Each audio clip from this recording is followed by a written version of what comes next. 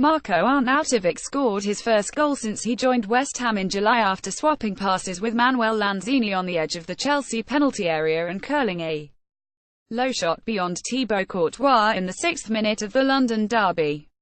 Conte brought on the attack-minded Pedro, Victor Moses and Willian as second-half substitutes, but Chelsea failed to break down a West Ham defence that looks much sturdier under new manager David Moyes.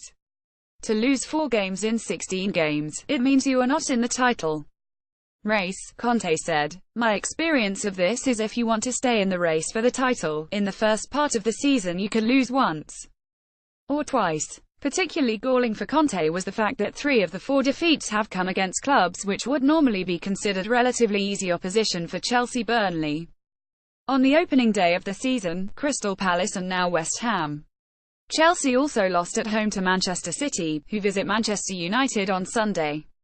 The champions were left to rue some poor finishing against West Ham in the closing stages as Alvaro Morata blazed wide when he finally found some space and Eden Hazard wasted a chance.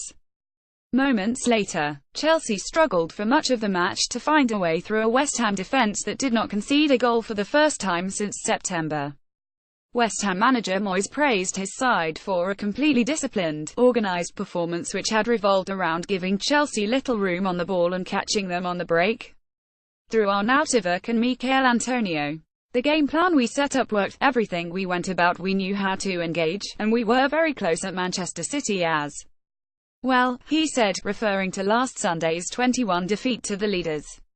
Despite the improvement since Moyes replaced Slaven Bilic as coach in November, West Ham remain in the relegation zone. Chelsea's Conte said his players looked tired after a midweek draw in the Champions League with Atletico Madrid, and he again hinted at his frustration that his squad of players were not strong enough to challenge for domestic and European honours this season.